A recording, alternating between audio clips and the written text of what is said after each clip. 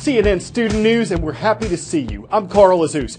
An update on yesterday's story out of the European nation of Italy. Its prime minister is resigning after a constitutional change that he supported was strongly rejected by Italian voters.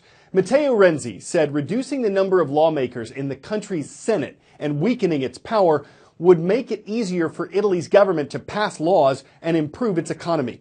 But critics said the reforms would eliminate checks and balances and give the prime minister too much power. And on Sunday, almost 60% of voters shot down the proposed changes. The 41-year-old Renzi had staked his service as prime minister on this vote. And after results came in, he offered his resignation to the country's president. Where does this leave Italy?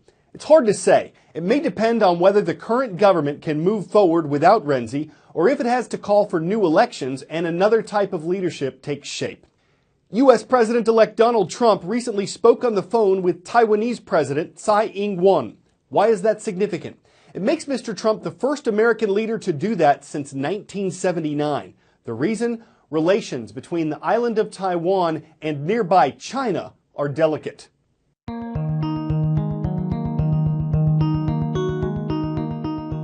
This island of 23 million people is a vibrant democracy and a U.S. ally that sits just across the sea from the world's largest one-party state. I'm Matt Rivers in Taiwan, officially known as the Republic of China. And I'm Stephen Zhang in Beijing, the capital of what's officially known as the People's Republic of China.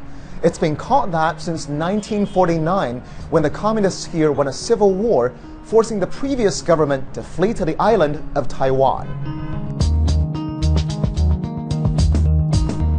Both sides set up their own governments, each claiming to be the only legitimate rulers of the entire Chinese territory.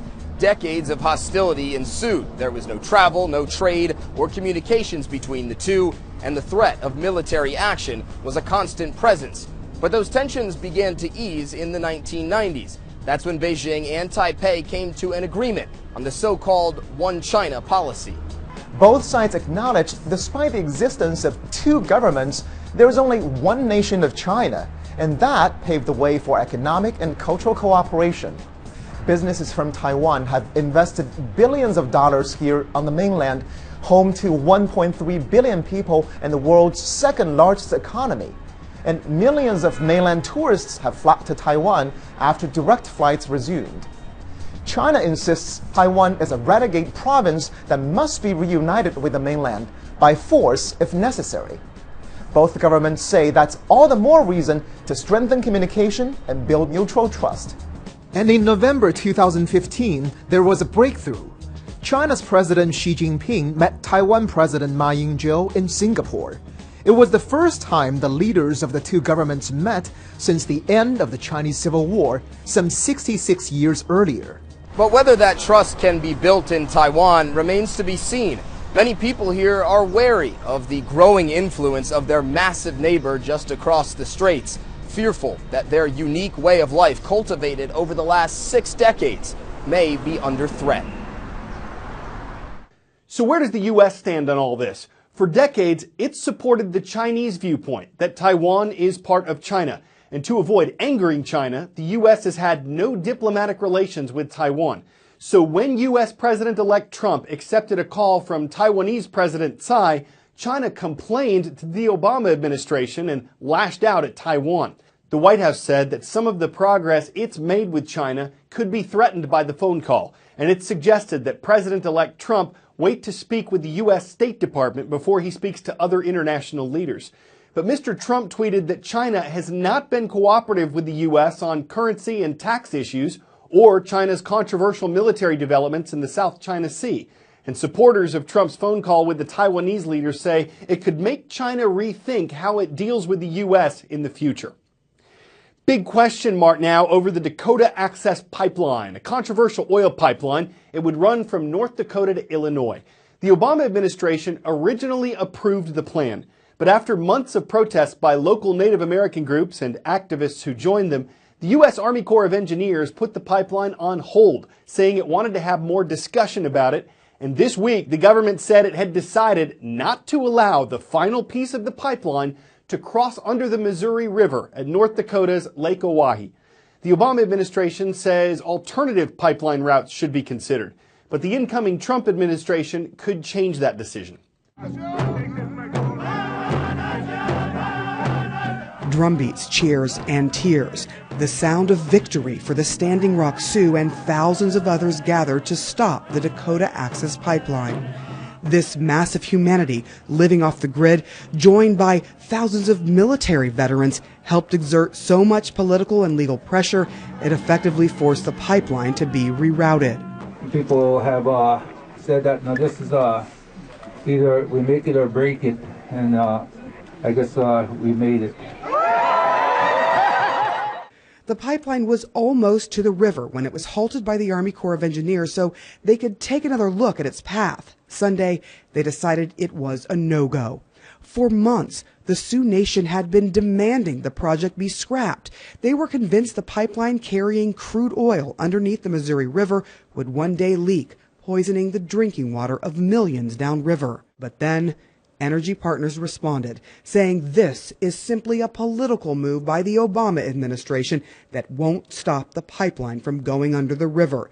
They contend the latest decision changes nothing. They have every legal right to continue. And with that, the celebrations could be short-lived.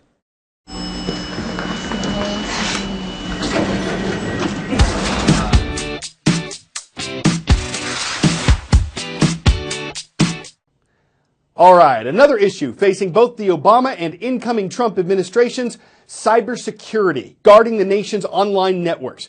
A presidential commission recently gave a list of recommendations on how to better do this. It says that U.S. government and private security companies have to work more closely together to fend off cyber attacks.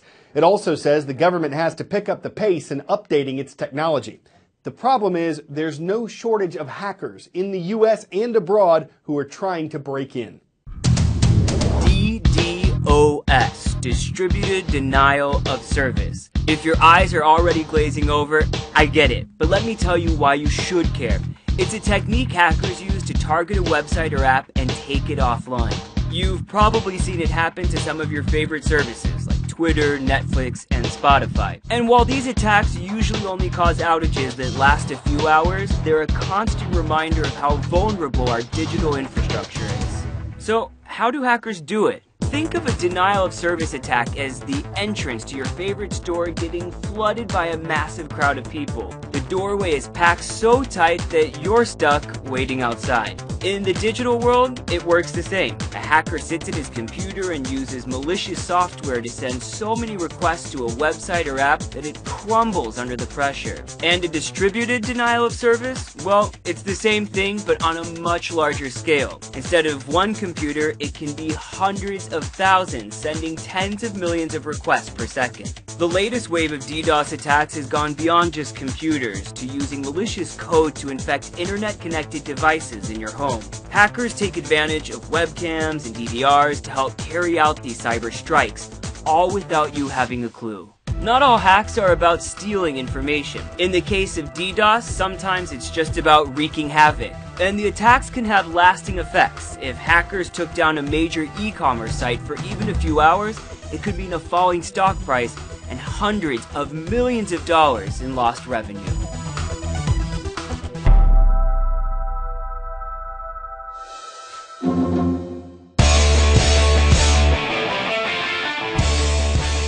Brought you a lot of video lately from the recent Guinness World Records Day, and here's another one. The challenge: stack up a whole mess of cones, as in traffic cones, raise them up, and balance them on your chin. And the stacked cone chin balancing champion, who's from Japan, broke his own world record, setting the new one at 26 cones. He says the secret is having a strong core and practicing for 2 to 3 hours a day. Think of what he had to give up, though. Hey man, want to come to the party tonight? Oh no, I cannot make it. But though it looked a little conical at first, and then it seemed he was in the cone of uncertainty, winning the record made all his hard work ingenious. And what kind of conehead wouldn't stick his chin out for that? I'm Carl Azus, balancing a few puns on CNN Student News.